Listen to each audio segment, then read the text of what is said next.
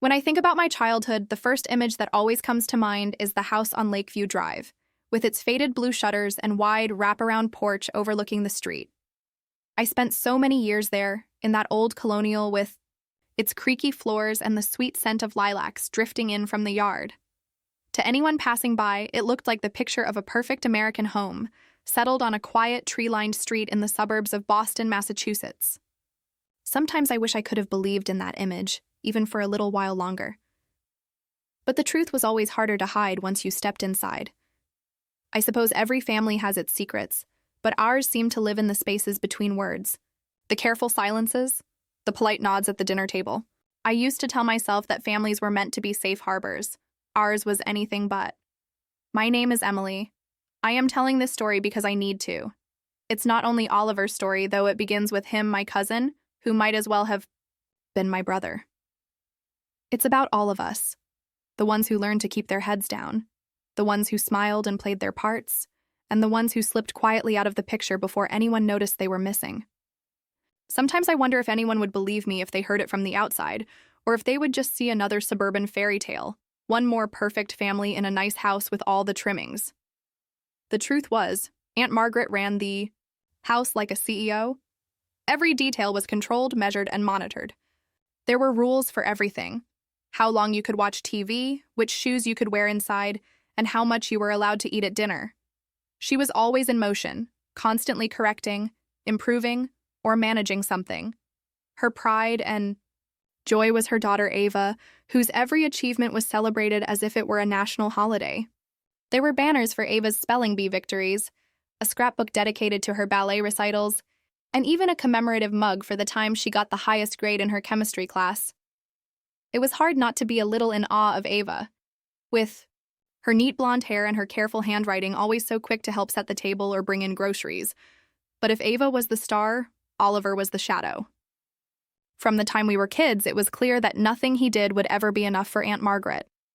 If he brought home an A- on a test, she would ask why it wasn't an A. If he spent the weekend raking the leaves, she would point out the one corner he missed by the fence. I remember one time, when we were 12, Oliver spent hours building a model airplane for the school science fair. He was so proud of it.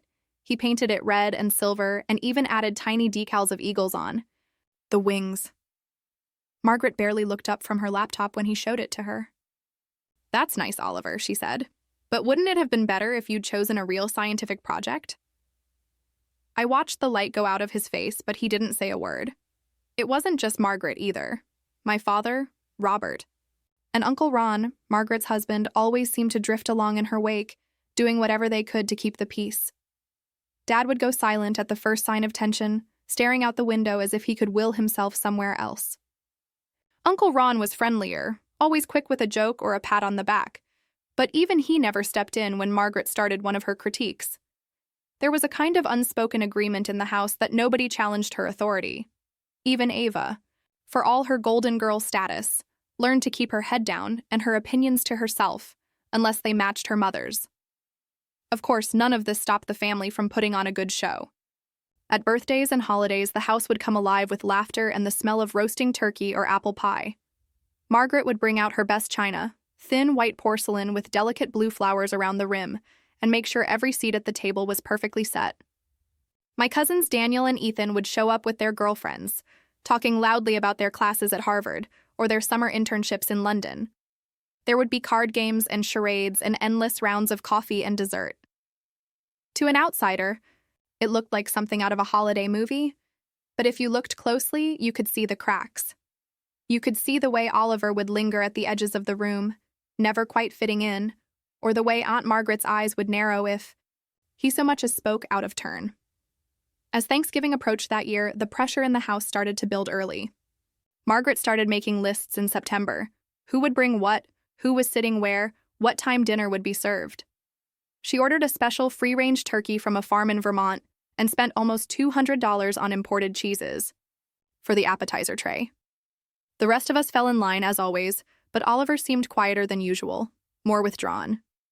I noticed he was spending less time at home, coming in late from his job at the bookstore downtown, sometimes disappearing for whole weekends without saying where he was going.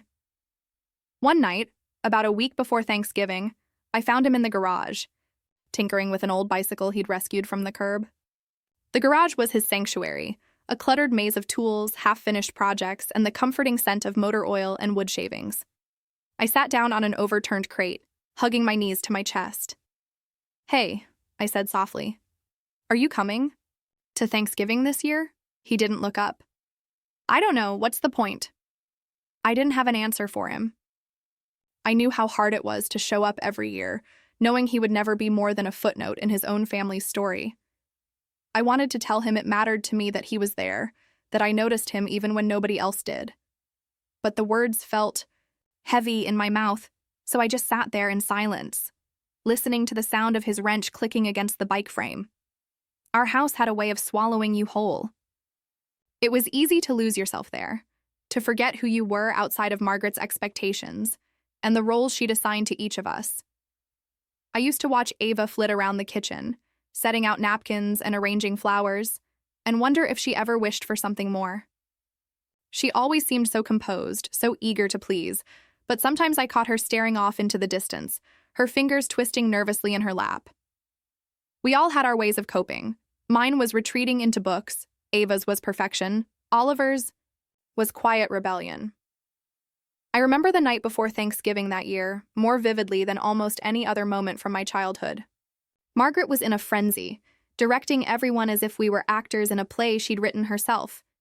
She sent me out to buy fresh cranberries because the ones in the fridge were not tart enough.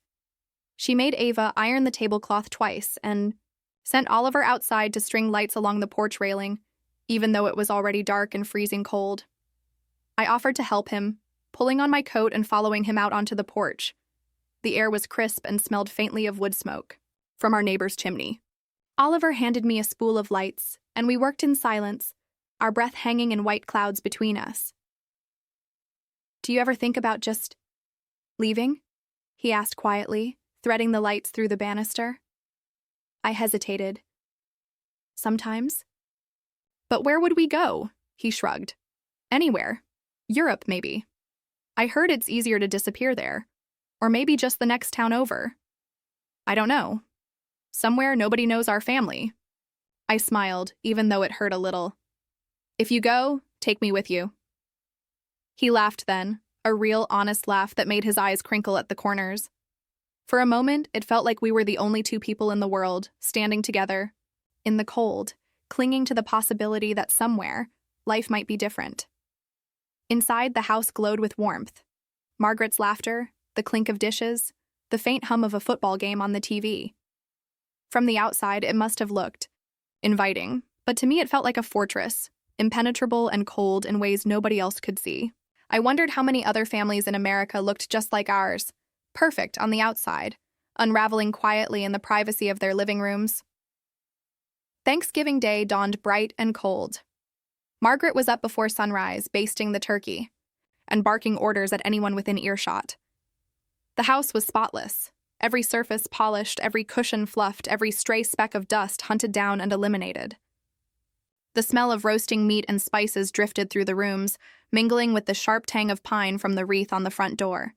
Guests began to arrive in waves, Daniel and his girlfriend from New York, Ethan in a new suit and tie, Uncle Ron carrying 2 bottles of expensive wine he'd bought at a shop in Cambridge.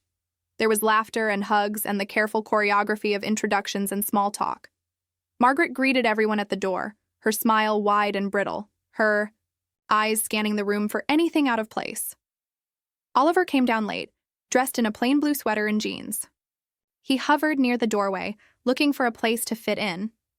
Margaret barely acknowledged him, too busy bustling around with platters and serving spoons. I caught his eye and gave him a small smile, trying to offer whatever comfort I could.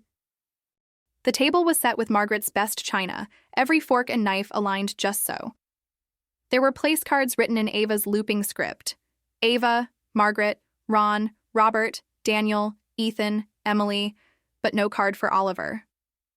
I saw him glance at the table and then quickly look away. Dinner was a blur of conversation and carefully edited stories, each person trying to outdo the last with tales of success, promotions at work, scholarships, new apartments in the city. Ava recounted her latest ballet recital, and Margaret beamed with pride.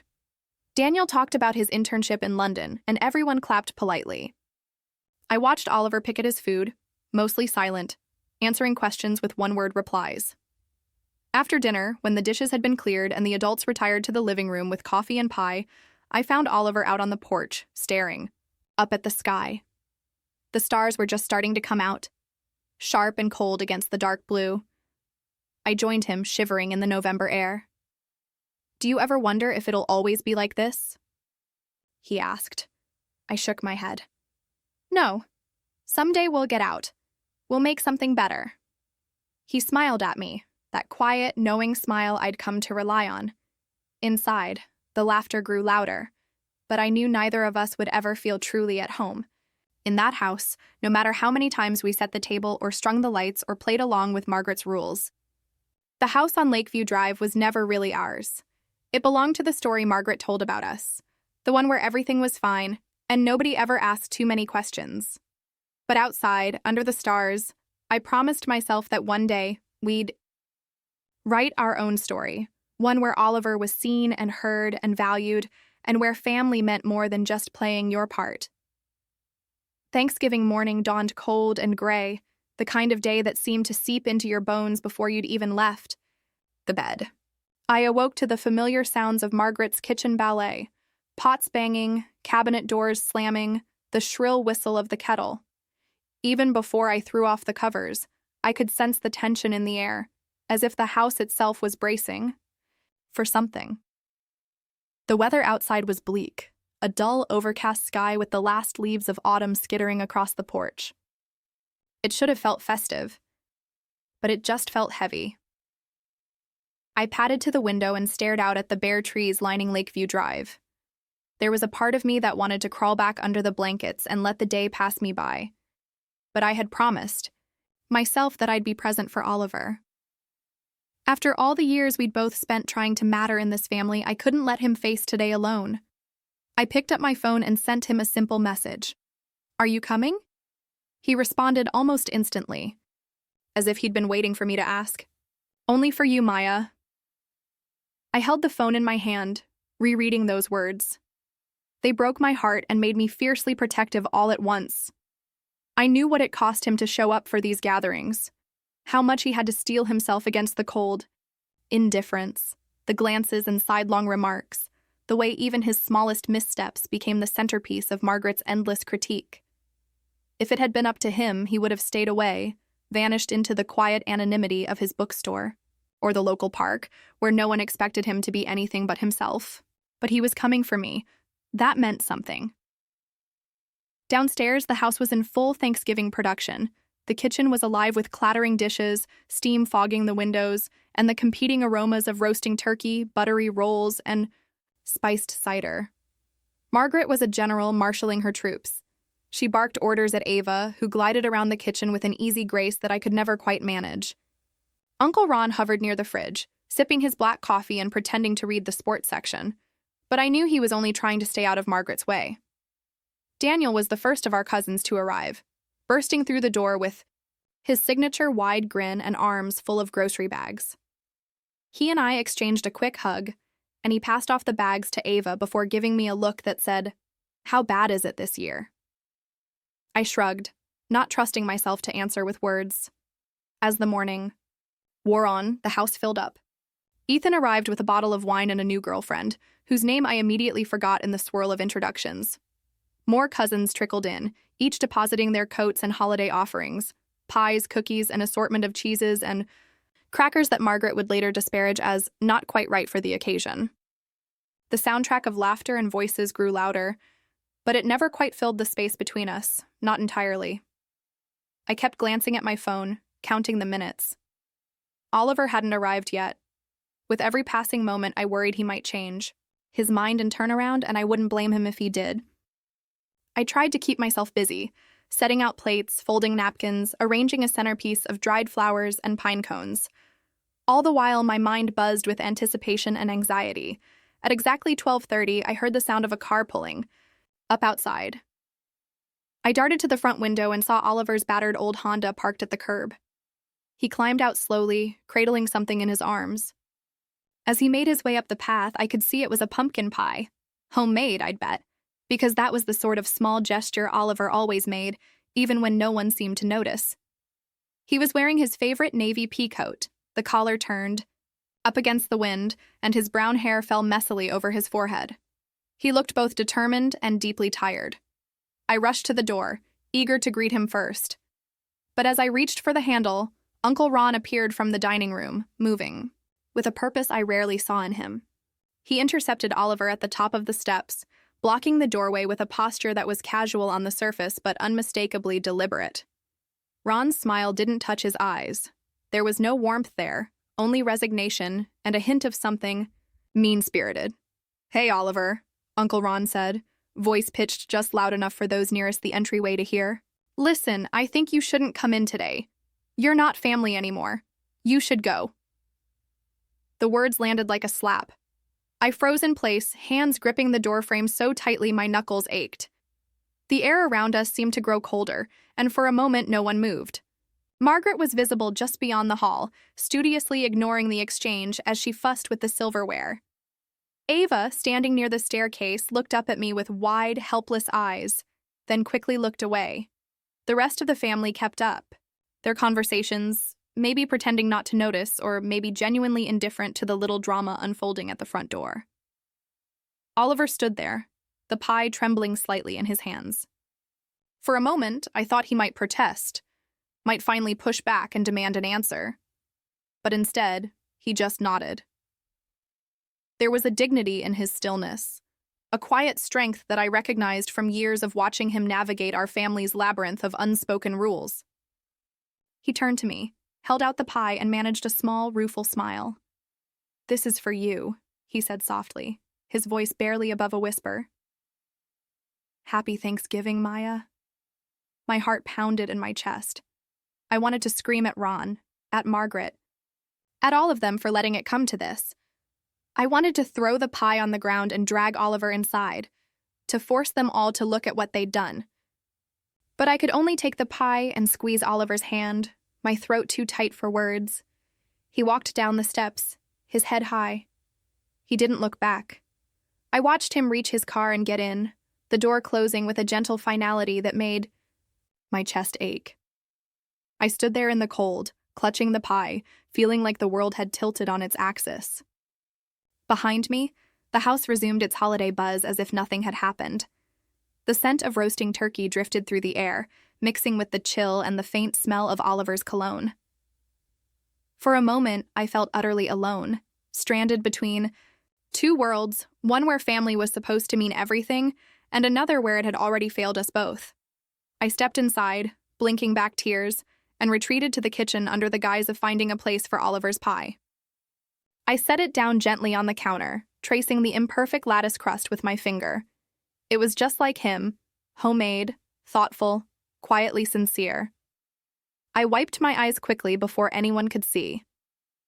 Back in the dining room, Margaret was orchestrating the seating arrangements with her usual precision, barking instructions to Ava and Daniel about who should sit where. Uncle Ron rejoined the festivities without a hint of discomfort, laughing too loudly at Ethan's jokes and pretending nothing was amiss. Only Ava seemed unsettled, her gaze flickering between me and the empty chair at the far end of the table. For a moment, I thought she might say something, but she only pressed her lips together and smoothed her napkin in her lap. I moved through the rest of the afternoon in a haze. The rituals of Thanksgiving, grace before the meal, toasts, passing. The stuffing and cranberry sauce felt hollow, as if we were all actors in a play we'd long since forgotten how to care about. Every so often, my eyes would drift to the vacant chair or the pie sitting untouched on the sideboard, a silent witness to everything unsaid. It was after dessert, when the adults were sipping coffee and the kids had retreated to the den, that my phone buzzed with a new message. The screen lit up with Oliver's name. My hands shook as I opened it. It was a group message, sent to me, Daniel, and a handful of our cousins, people who, like me, had always felt a little outside the circle, a little too aware of the family's careful facade. The message was long, with several attached voice memos, screenshots, and old emails. At the top, Oliver had written a title in bold, "Years of Performative Kindness." I scrolled through, my heart pounding. The first voice memo was Oliver's, recorded quietly but with a steady voice. I know. This will come as a shock to some of you, but I can't keep pretending. For years, I have tried to be the son, the cousin, the friend this family wanted. I have tried to show up, to help, to forgive, even when it cost me more than anyone knew. I have been blamed for things I didn't do, excluded from celebrations, and talked about behind my back. I have watched as Margaret, yes, I'm using her name, praised Ava for things I helped with, erased my work, twisted my words. I have stayed silent to keep the peace. I am done being silent. The next recording was an old family argument I remembered too well. Margaret chastising Oliver for a mistake that had been Ava's, her voice sharp and relentless. There were text threads where Oliver had offered to help out, fixing the porch, covering bills, even sending money to Ron and Margaret when the mortgage was late. Always met with polite, detached thanks, never acknowledgement, never gratitude. There were emails where Margaret had discussed Oliver's shortcomings with other relatives, copying and pasting his mistakes as if they were warnings for the rest of us. By the end of the message, my hands were trembling. Daniel was the first to reply, his usually easy tone replaced with something raw and urgent. I had no idea. I'm so sorry, Oliver. Other cousins chimed in, some with apologies, some with their own stories, small slights, moments of exclusion, wounds that had never healed. It was as if a dam had burst, and suddenly all the truths we'd swallowed for years were spilling out into the light. In the middle of the chaos, I felt a strange sense of hope. Oliver had done what I'd never been able to do. He'd refused to let the silence win. He'd named the pain, held it up for everyone to see, and dared the rest of us to choose. Would we keep pretending, or would we finally tell the truth? As the night wore on and the house emptied, I slipped away to my room, the sounds of laughter and clinking glasses fading behind me. I sat on my bed and listened to Oliver's messages again, letting his words sink in. I thought about all the years we'd spent trying to fit into a story that wasn't ours. I thought about the courage it took to step outside that story to say, no more. I messaged Oliver back, my voice steady for the first time all day. Thank you for telling the truth. I see you. I always have. The turning point had come quietly, without drama or raised voices, just the simple act of refusing to pretend. In the hush of that cold November night, I knew nothing in our family would ever be the same. And for the first time in a long while, I believed that was a good thing. We'll never forget the surreal feeling that swept over me as Oliver's message spread through our family like a spark in dry grass. It was late in the evening, Thanksgiving dinner barely behind us, and the house was finally quiet. Most years, I'd have been helping Ava stack plates or listening to Margaret recite the day's successes, but this year I retreated into my old bedroom with my phone in hand, heart pounding as the notifications began. The message from Oliver hit my inbox with a soft buzz, a single ordinary sound, yet so much heavier than any of us could have expected. I opened it, scanning the familiar names on the group thread: Daniel, Ethan, a few cousins from Margaret's side, 2 aunts from my father's. There were no words of introduction, just that headline in Oliver's steady script: years of performative kindness. Below it, the attachments, a mix of voice memos, screenshots, and emails, waited like unopened doors. I clicked on the first audio file, listening to Oliver's measured voice, so calm and honest, describing a lifetime of being sidelined, of trying to help, of being erased or scapegoated at every turn. The message was for all of us, but I could hear the pain underneath every word. By the time I finished listening, my cheeks were wet and I was shaking. This was more than a list of grievances. It was the truth finally spoken aloud. Almost instantly, my phone started lighting up with replies. Daniel, who had always been the family peacemaker, texted, "Maya, this is bad. I had no idea it was this deep." Seconds later, he called me. I picked up before it could ring twice. "Are you seeing this?" he asked, his voice low and incredulous. "Did you know about any of it?" I knew some, I admitted, but not all. Not the money, not the things he did for them behind the scenes. And never how much it hurt him. There was a long silence as Daniel tried to process everything, For years, he'd been the one smoothing things over, stepping between Margaret and the rest of us when tempers flared. But I could tell this was different. This was something no one could paper over with polite conversation and another round of pie. "I can't stay here," Daniel said suddenly, his voice tightening. "Not tonight. Not after all this." "I'll come with you," I told him. I meant it. I didn't care what Margaret thought anymore. Within minutes, the group chat exploded. Stories poured out from every corner of our sprawling family tree. Cousin Marissa shared how she'd stopped coming to holiday dinners after Margaret scolded her for gaining weight.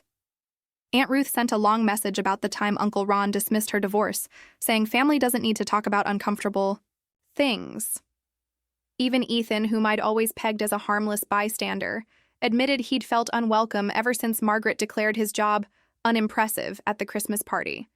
It was as if we'd all been waiting for someone to name what we'd felt.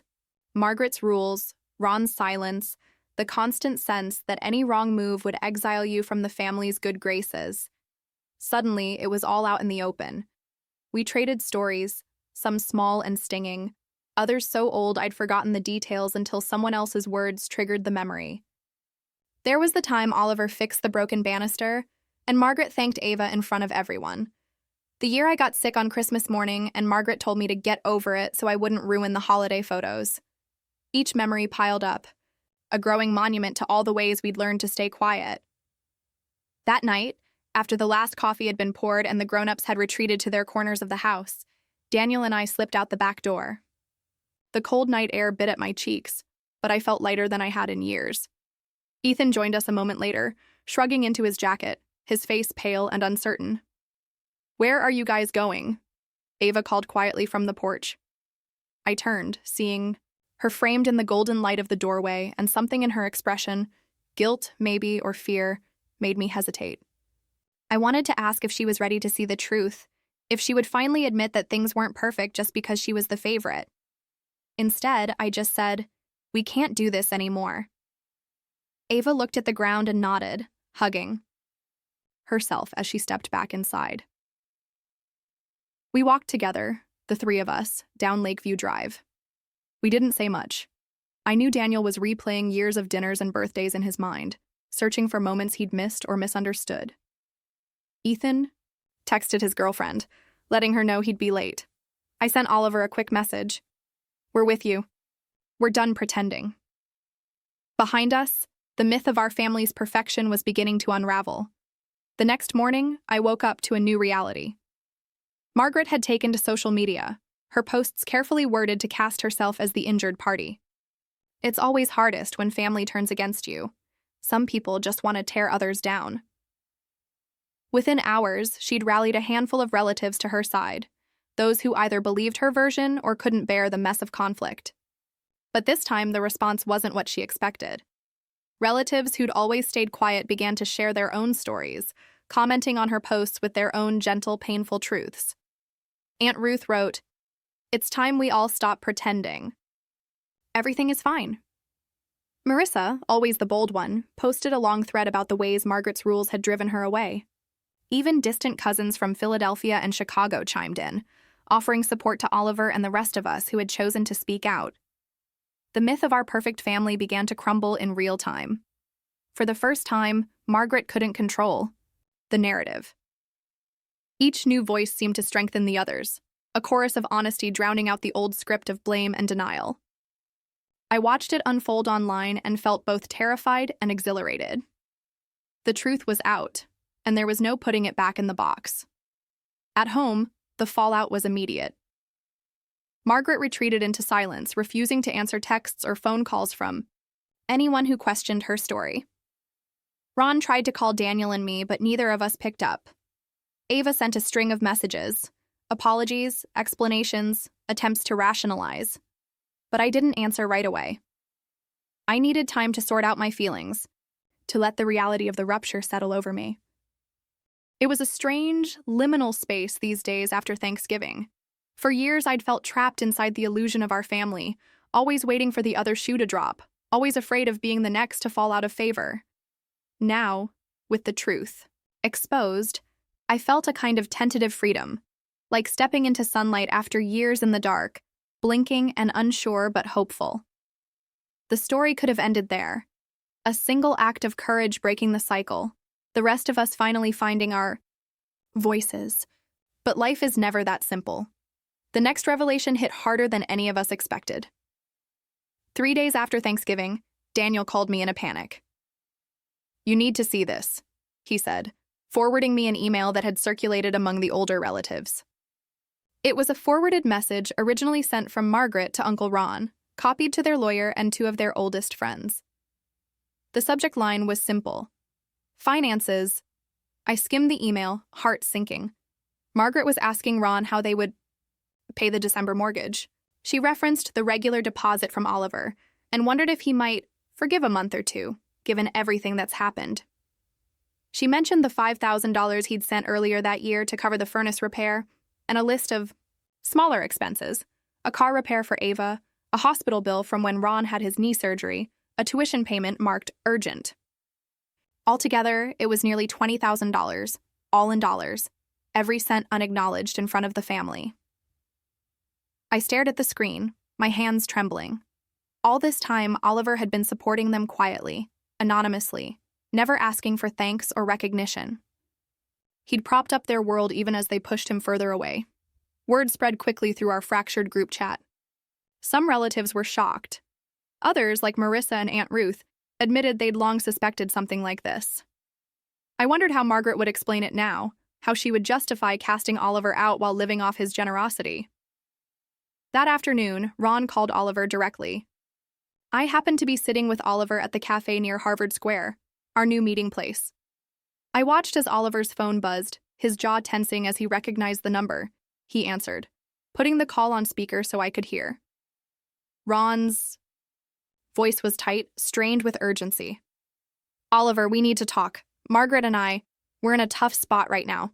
The mortgage is coming due and we could use your help, like before. I know things have been tense, but you're still family." Oliver listened quietly, then said, "Ron, I'm done being invisible. I'm not paying for silence anymore." There was a long pause. I could hear Ron sputtering on the other end, trying to salvage the old arrangement. But Oliver stood firm. "If you want to talk to me," he said, "do it honestly. Otherwise, I have nothing left to give." He ended the call, setting his phone on the table. For a moment, neither of us spoke. I reached out, covering his hand with mine. "I'm proud." "Of you," I said quietly.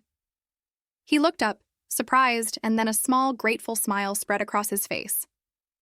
That evening, more texts poured in. Ethan, who had left with Daniel and me, sent a long message apologizing for not speaking up sooner. Daniel wrote to say he was telling his parents everything. Even Ava reached out again, this time with something like real remorse. "I'm sorry. I should have seen it sooner. I want to make it right. I wanted to believe her, but I knew that healing wouldn't happen overnight. The wounds ran deep, and some would never fully close. But for the first time in my life, I felt like we were building something new. Not a perfect family, but a true one, shaped by honesty and the hard work of forgiveness." The myth was gone, shattered by Oliver's courage and the honesty that followed. What remained was uncertain, sometimes painful, but real. And in that reality, I found hope. A hope that maybe one day we could rebuild, not as Margaret's ideal family, but as ourselves.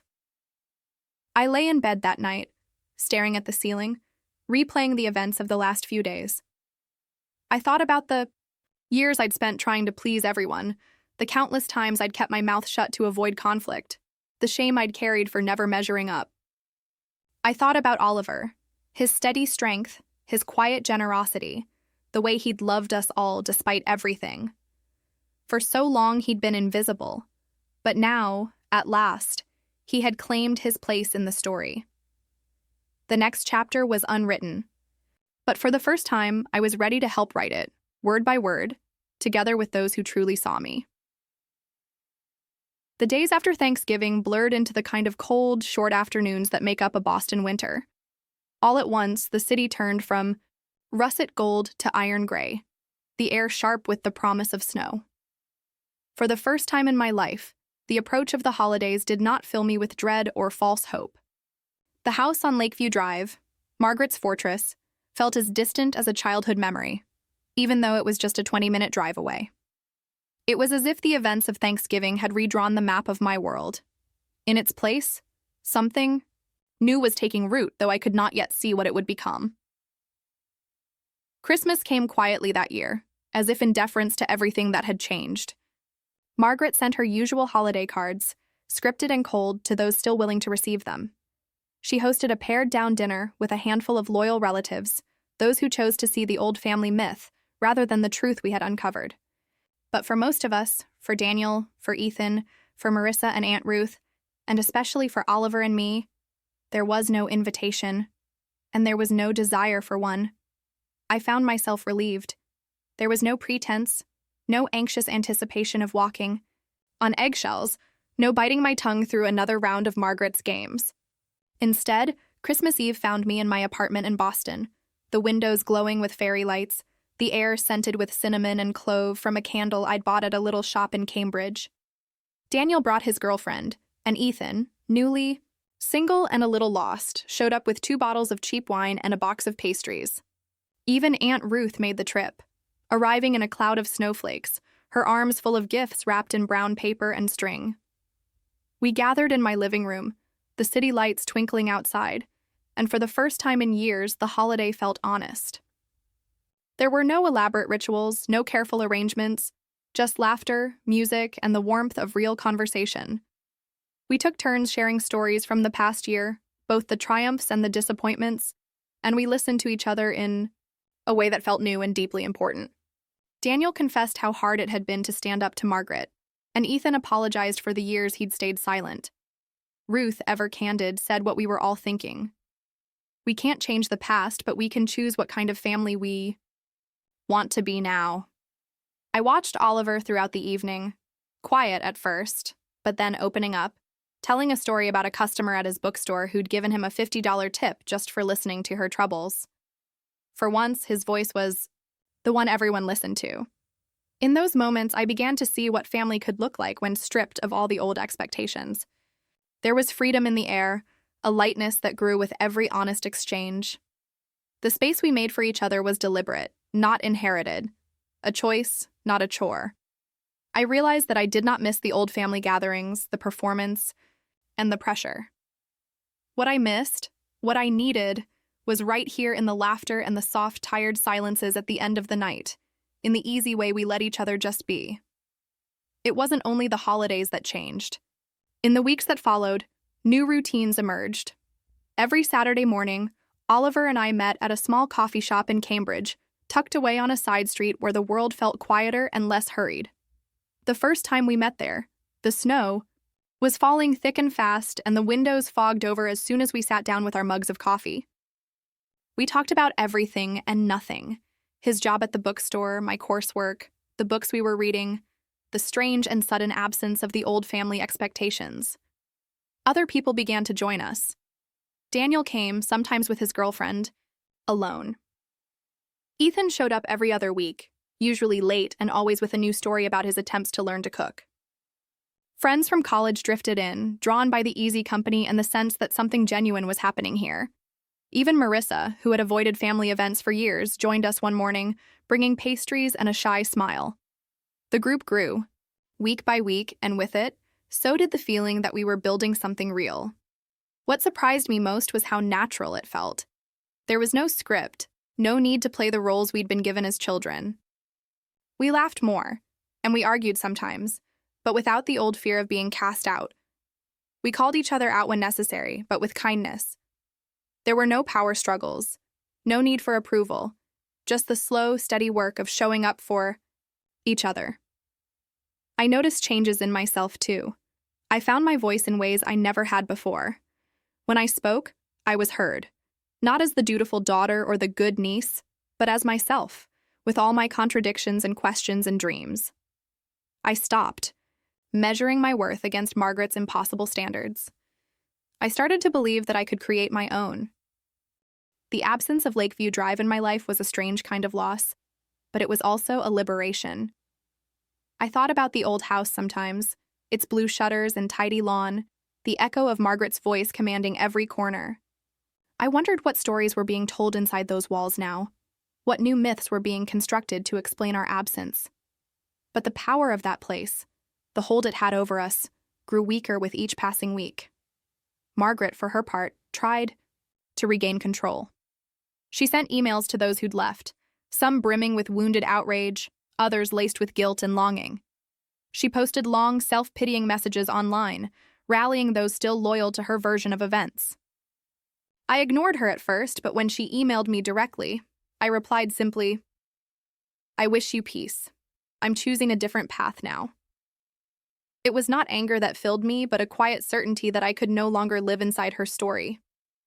Some relatives sided with Margaret, unable or unwilling to see past the old illusions.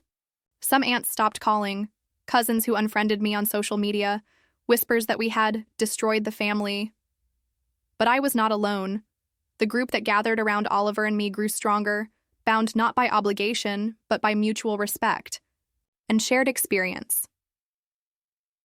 One night in January, as the city huddled against a deep freeze, Ethan called me out of the blue. His voice was uncertain at first, but grew steadier as he spoke. "I want to apologize, Emily," he said, "for going along with it all those years, for laughing at the wrong jokes, for looking away. I didn't realize how much damage silence could do."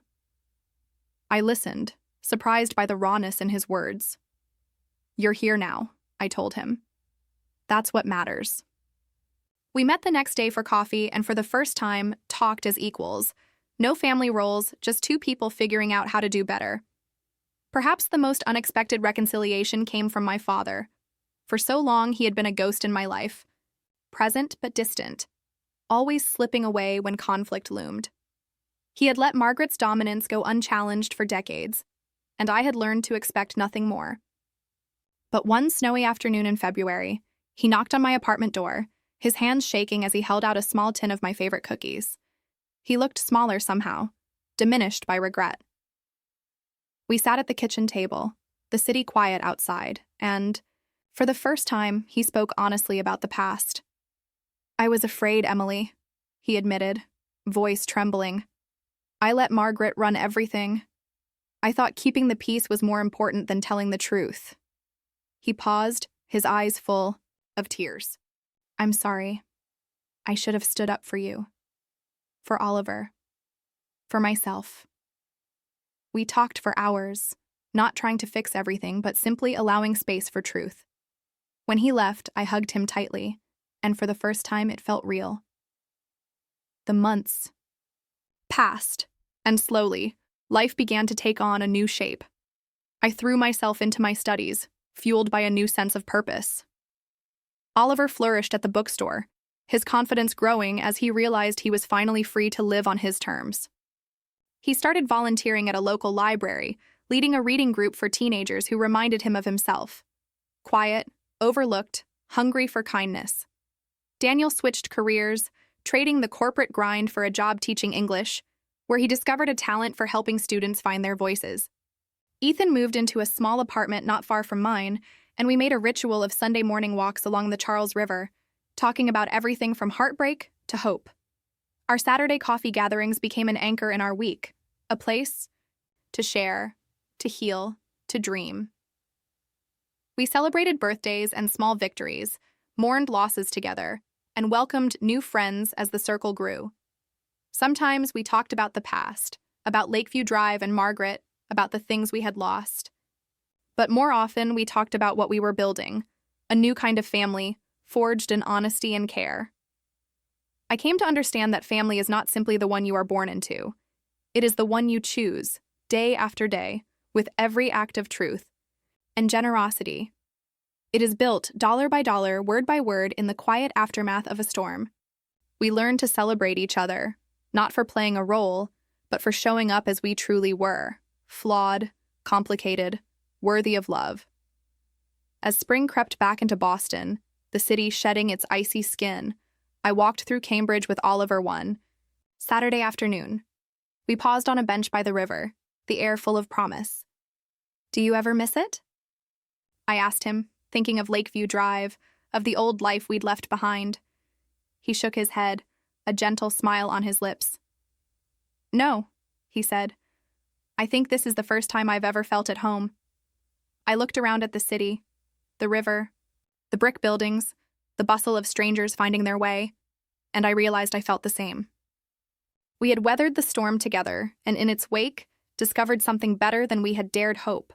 A new kind of family, built not on appearances or old scripts, but on the simple, brave act of being true. I squeezed his hand, grateful, beyond words for the second chance we'd given ourselves and each other.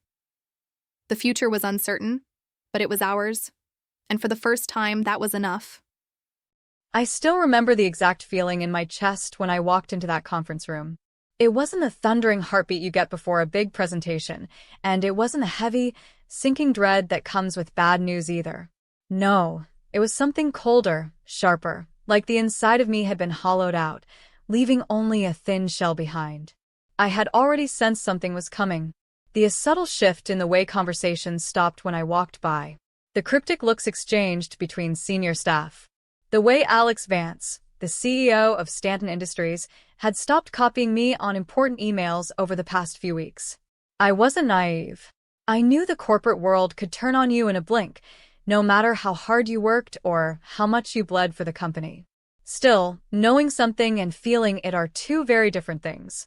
Alex sat at the end of the long, polished table, tapping a silver pen rhythmically against his coffee cup like it was just another ordinary Friday morning. His perfectly tailored navy suit and relaxed posture did not indicate the bomb he was about to drop. Around him, the HR director and the chief operating officer sat stiffly, their eyes carefully neutral. A legal pad sat untouched in front of the HR director, a single pen placed exactly parallel to its edge, a silent signal that this was already decided. He barely even looked at me as he spoke. "We're making some changes, Claire. Downsizing. Your position is being eliminated, effective today." His voice was so casual, so detached, you would have thought he was reading the weather report, announcing light rain showers expected by noon. For a second, I just stood there, staring at him. The words hung in the air, strangely weightless, as if they weren't big enough to match the enormity of what they meant. I didn't flinch, didn't give him the satisfaction. I locked away the roiling emotions behind a carefully constructed wall inside myself. "I understand," I said simply, my voice steady, cool. But inside, every part of me burned. 7 years. For 7 years of my life, I had poured into Stanton Industries. I had arrived when the company was on the verge of collapse, when entire departments were bleeding money and morale was at an all-time low. As Chief Development Officer, I had rebuilt crumbling divisions, secured partnerships Alex couldn't have dreamed of landing on his own, and navigated the company through a devastating market crash. None of it mattered. They had already chosen my replacement. I didn't hear it from Alex, of course. No, that kind of insult came packaged in the form of an accidental email blasted to the executive team while I was still gathering my things. Harper Quinn, 25 years old.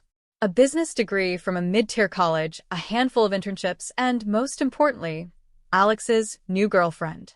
The bitterness burned under my ribs, a sharp, acidic ache that no amount of deep breathing could ease. But I swallowed it down. I would not fall apart here. I would not give them a show. With slow, deliberate steps, I walked back to my office. The hallways seemed to stretch endlessly before me, lined with faces I barely registered. Some sympathetic, some awkward, most just relieved it wasn't them packing up today. Nobody stopped me. Nobody said a word.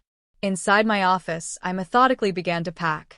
My favorite pen, the one I used to sign my first major partnership deal. The small framed photo of my brother and me at our childhood home, grinning like fools in the summer sun. The worn boss lady mug, a gag gift that had become my daily companion. Each object seemed heavier now, each one a small goodbye I hadn't been ready for. I paused when I saw the congratulatory email sitting in my inbox, welcoming Harper Quinn as the new Chief Development Officer. They didn't even have the decency to wait until I left the building. The headline screamed, welcoming fresh energy and visionary leadership, as if my years of dedication were just a tired shadow they were eager to erase. I clicked it open, morbid curiosity winning out over pride.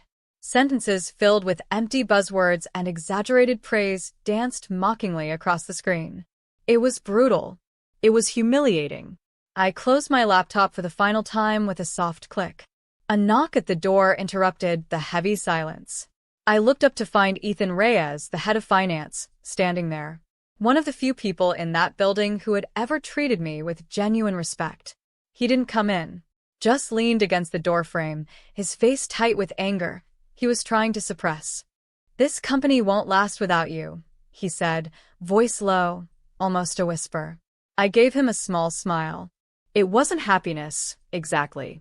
More like gratitude mixed with a strange, weary kind of relief. "Thanks, Ethan," I said. "Take care of yourself." He opened his mouth like he wanted to say more, but then just shook his head and walked away. Maybe it was better that way. I didn't need more apologies. I didn't need promises they couldn't keep. What I needed was to walk out of that building with my dignity intact. I picked up the small cardboard box, holding it tightly against my chest like a shield, and made my way to the elevators. I refused to look back at the stairs that followed me, refused to let them see even a crack in my armor. As the elevator door slid shut, I caught one last glimpse of the Stanton Industries logo gleaming proudly on the marble wall. For a second, something twisted deep inside me. Not sadness, not yet. Just a cold, clear promise. I didn't need to say it out loud. Alex Vance would regret the day he decided I was expendable. The doors closed. The cold January air hit my face the second I stepped outside, but I barely noticed it. My mind was too full, replaying the morning's events over and over like a cruel loop I couldn't escape. I walked without direction, my heels clicking sharply against the pavement, the cardboard box feeling heavier with every step. I must have looked strange, a woman in a navy dress suit, carrying a box of her life's work through the crowded streets like some modern-day cautionary tale. But I didn't care. I barely saw the people rushing past me. At some point, my aimless wandering brought me to a familiar storefront. A small bookstore cafe, tucked between a dry cleaner and a stationery shop. My little sanctuary, the place I had escaped to on countless late nights when the pressure became too much. The bell chimed softly as I pushed open the door, the warm scent of coffee and old books wrapping around me like a balm. I found an empty leather armchair in the corner and collapsed into it, setting my box carefully on the floor beside me. For the first time all day, the tightness in my chest loosened just a little. An older man sat nearby, engrossed in a thick paperback. He glanced up at me over his glasses, offering a kind, knowing smile. "Rough day?" he asked gently. I gave a small, breathy laugh. "You could say that." He nodded, as if he already knew the whole story. "Sometimes people forget that our worth isn't something they get to decide," he said, setting down his book. "It's already ours. It's just easy to forget when they treat us like we're replaceable." His words landed somewhere deep inside me, cracking through the numbness. "Thanks," I said quietly, the word feeling heavier than it should have. He simply smiled again and returned to his book, giving me the gift of silence and space to start piecing myself back together. I leaned back in the chair, letting the sounds of the cafe, the hiss of the espresso machine, the soft rustle of turning pages, wash over me. For the first time since that cold conference room, I allowed myself to breathe. This wasn't the end. It was just the beginning. My phone buzzed in my coat pocket as I sat curled up in that corner booth at the bookstore cafe. I pulled it out without much hope, expecting maybe another automated HR message or some junk spam. But when I glanced at the screen, a different kind of weight pressed against my chest. It was a message from Ethan Reyes. "Whatever you build next, Claire, I'm in." For a long moment, I just stared at those words. 3 sentences, barely a dozen words, yet they cracked through the exhaustion and humiliation like sunlight through storm clouds. The hollow, cold feeling inside me shifted, morphing into something sharper, something stronger. I wasn't alone. And more importantly, I wasn't finished. By the time I finally made my way back to my apartment, the sky had darkened to a deep velvet, the city lights blinking awake against it. I dropped my bag just inside the door, kicked off my heels, and collapsed onto the couch, every muscle in my body screaming for rest. For a few minutes, I let myself just sit there, sinking into the silence, trying to catch my breath after the emotional freefall of the day. I was mindlessly scrolling through my phone, letting the noise of social media drown out my thoughts, when a new text flashed across the screen. It was from an unknown number. "You're not the only one leaving." My heart skipped. Adrenaline surged back to life as I sat up straighter, nearly fumbling my laptop onto my lap in my rush. My fingers flew across the keyboard, logging into my work email, out of pure instinct, more than logic. There it was. Dozens of resignation emails. Name after name, familiar faces, key players, the backbone of Stanton Industries, all stepping down. Directors, senior managers, even some executives I had worked late nights with, fought side by side with during merger deals and board battles. They were leaving. Some had only sent short, polite notices. Others had poured their anger into long emails about broken trust, mismanagement, and the loss of what Stanton used to stand for. But the message was clear. It wasn't just me. They weren't staying for Alex Vance. They had stayed for the vision we believed in, a vision that Alex had gutted the second he decided greed mattered more than loyalty. I leaned back against the couch, staring at the screen as a slow, fierce smile crept onto my face. Maybe Stanton Industries thought I was replaceable. Maybe Alex thought he could throw me away and move on like it meant nothing. But they had forgotten something critical. Loyalty isn't bought. It's earned. And once lost, it rarely returns. Before I could fully absorb the shift happening right before my eyes, my phone buzzed again, vibrating so insistently it startled me. An unknown number. Normally, I would have ignored it after the day I had, but something in my gut told me to answer. I swiped to accept. "Claire Hayes," a smooth, confident voice said. "Speaking." I replied cautiously.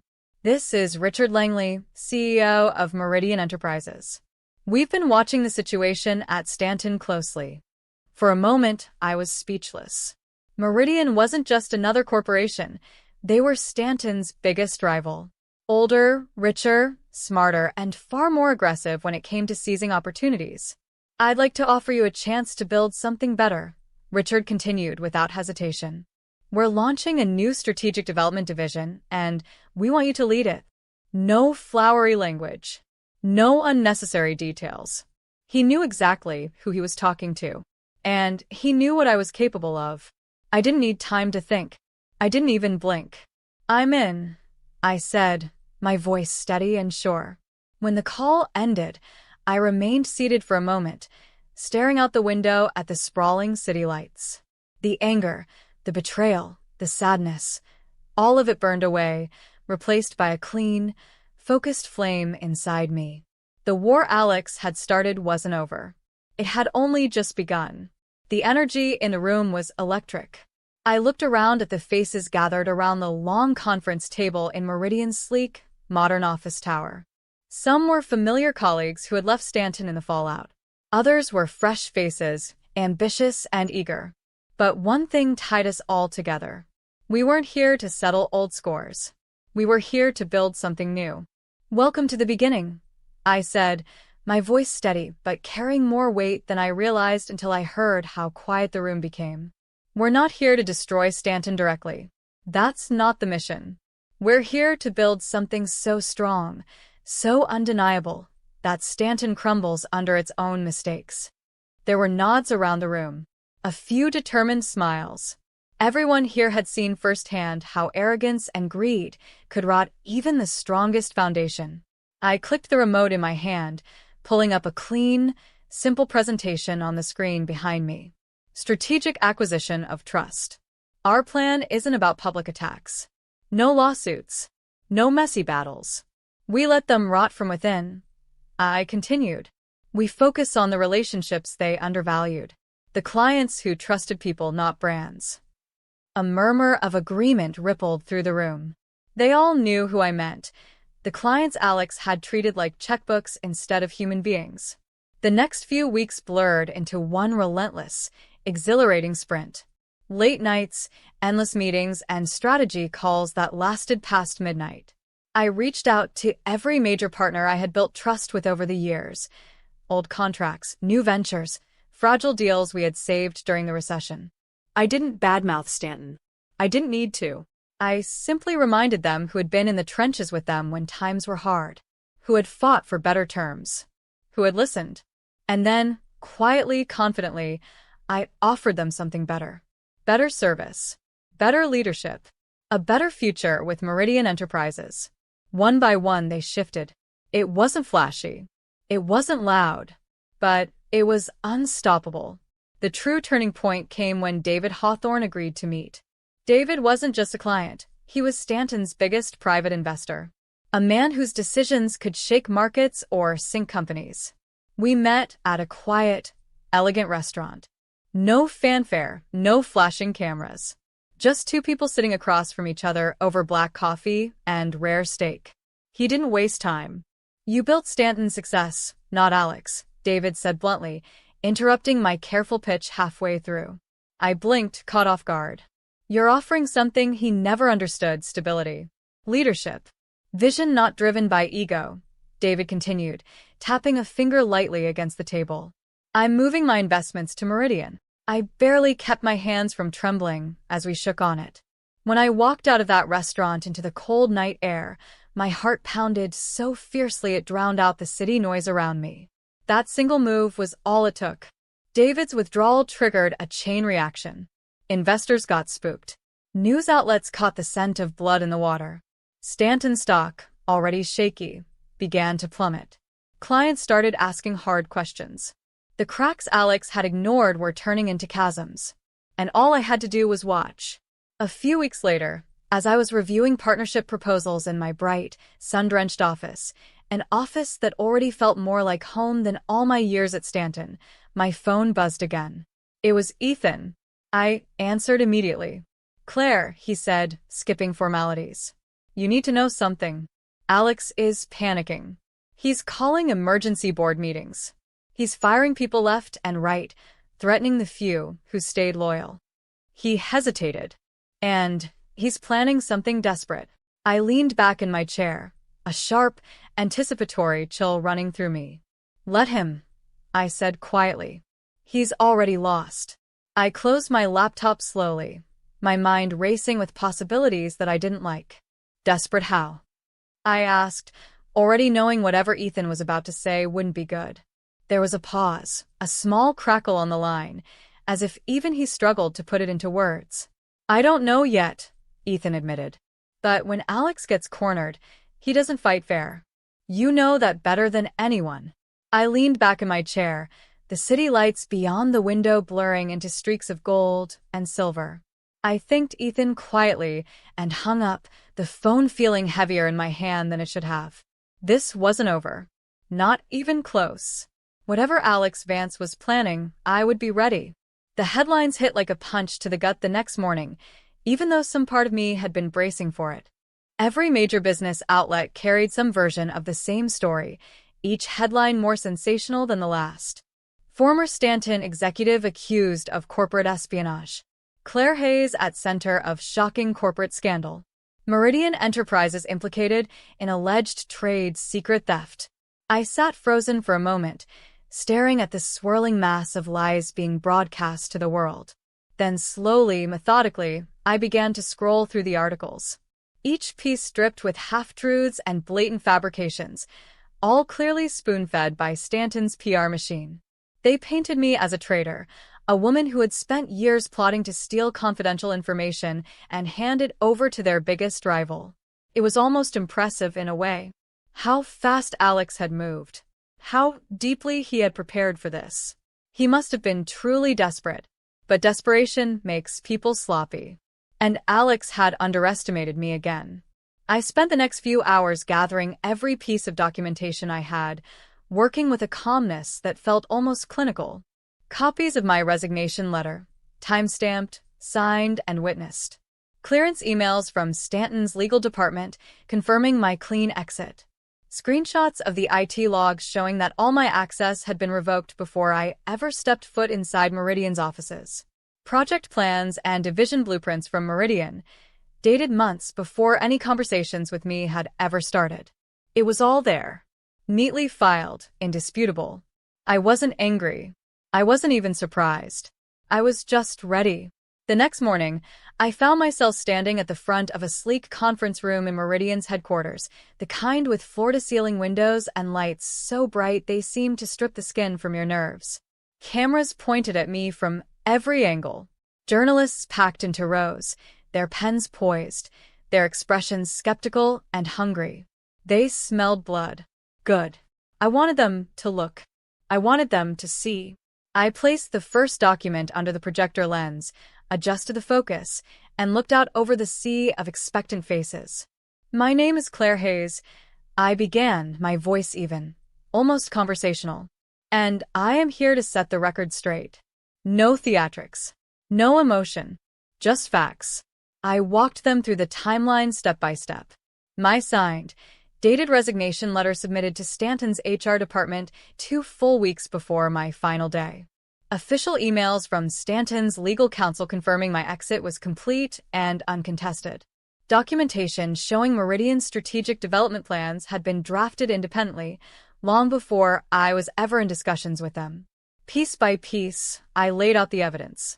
Brick by brick, I dismantled the wall Alex had tried to trap me behind. I didn't attack Stanton directly. I didn't have to. By the time I finished, the mood in the room had shifted. The pens weren't scratching furiously anymore. The journalists leaned forward now, exchanging glances, whispering questions to one another.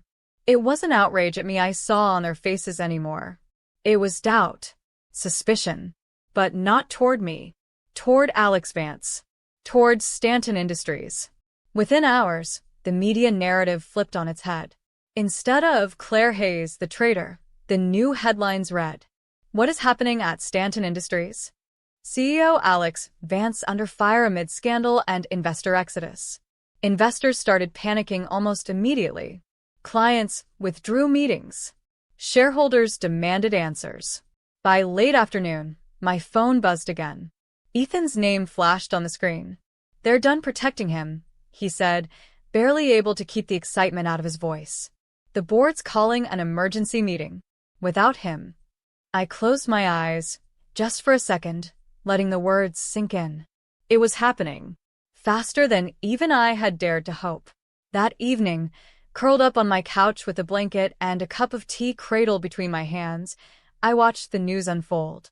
The anchor's voice was smooth, detached, as she reported. Breaking: Alex Vance removed as CEO of Stanton Industries amid scandal and investor backlash. No grand speeches. No stage departures. Just a single, simple sentence.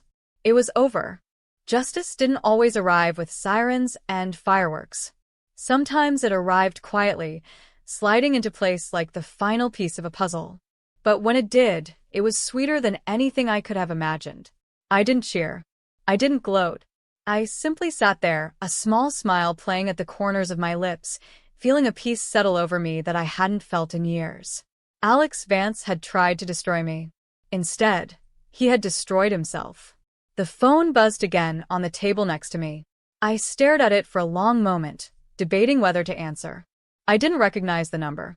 But somehow, deep down, I knew exactly who it was. Slowly, I picked it up and pressed it to my ear. There was a long, heavy silence before the voice finally spoke. "You won," Alex said. His voice was low, defeated, stripped of the arrogant bravado he had once worn like armor. I didn't smile. I didn't feel triumphant. I didn't feel anything toward him anymore. "I don't think about it that way," I said softly. "I feel free." Another long silence. I could hear the faint sound of his breathing, as if he was searching for something to say, an excuse, an apology, anything to soften what had happened. But there was nothing left to say. Not for him. Not for me. Without another word, I ended the call and set the phone gently back down on the table. Outside, the city lights blinked steadily in the darkness, 1,000 tiny reminders that life kept moving forward, no matter how hard the past tried to cling to you. The next morning, the sun rose clear and sharp against the steel towers of the skyline. I shrugged into my coat, slid my hands into my pockets, and stepped outside. The city buzzed around me, coffee carts steaming, taxis honking, businessmen and women hurrying to meetings with their heads bowed against the lingering chill. It should have felt overwhelming. It should have felt like too much. But today, it didn't. Today, it felt alive. It felt like possibility. It felt like freedom. And for the first time in a long, long while, I smiled not because I had survived the storm, but because I was walking forward into something entirely my own. I wandered without a destination, just letting my steps carry me wherever they wanted. Past the gleaming glass towers of downtown, past the old bookstore cafe where I had found a small island of peace when everything first fell apart. Each familiar street corner, each storefront window, each crack in the sidewalk seemed to whisper pieces of my story back to me. The long nights, the battles fought and lost and won, the heavy moments when I wondered if it was all worth it. And yet, somehow, with each step, I felt lighter. As if with every block I passed, another invisible weight slipped off my shoulders. Passing a high-end clothing store, I caught a glimpse of myself reflected in the tall window. I paused. For a moment, I just stood there, staring. My hair was loose around my shoulders, falling in soft waves. There was a flush to my cheeks from the cold, and a steadiness in my eyes that I hadn't seen in a long time, maybe not ever. For years, I had walked these same streets carrying invisible burdens. The constant pressure to prove myself. The fear of disappointing people who had never truly cared for me, who only measured my worth in numbers, in contracts, in success they could claim. The endless belief that loyalty would protect me, that sacrifice would be rewarded. I had fought battles because I thought I had to. I had stayed loyal to places and people who had used that loyalty for their own ends. And for what? A title? An office with a view? The empty approval of people like Alex Vance? I stared at the woman in the glass, and for the first time, I recognized her. She wasn't weighed down anymore. She wasn't fighting for scraps of validation. She wasn't chained to anyone's expectations but her own. She was free. And she was enough. Further down the block, I found myself outside a small cafe I had passed 100 times, but never stepped into. It wasn't fancy, just a cozy little space with worn wooden tables, chalkboard menus, and a soft hum of conversation that barely rose above the clink of coffee cups. It felt right. I slipped inside, letting the warm air embrace me. The girl behind the counter gave me a bright, genuine smile. I ordered a latte, something rich and comforting, and found a small table by the window where I could watch the world move by without feeling like I had to keep up with it. I cradled the cup in my hands, letting the heat seep into my fingers, thawing out parts of me that had been frozen for too long. Outside, the city buzzed, taxis weaving through traffic, people rushing along the sidewalks, bundled up against the cold, lives unfolding in 1,000 different directions. And for once, I didn't feel like I was racing against them. I wasn't chasing anything. I wasn't running from anything, either. I was simply here. Present. At peace. It was a strange, beautiful feeling. One I wasn't sure I had ever truly allowed myself before. I didn't need revenge to feel victorious. Alex's downfall wasn't the prize. The board meetings, the headlines, the whispered gossip in corporate circles, none of it mattered now. The real victory was this. The quiet freedom filling my chest. The simple, profound knowledge that my life belonged to me. Not to Stanton Industries. Not to Alex. Not to anyone else's ambition or greed. Just me. I sipped my coffee slowly, letting each taste anchor me more firmly in the present. There would be new battles ahead, of course. Life was never without its challenges. But now, they would be battles I chose. For dreams I believed in. On terms I set. The woman I had become knew her worth wasn't tied to titles or salaries or corner offices. It was woven into every choice I made, every quiet moment I honored myself instead of someone else's agenda.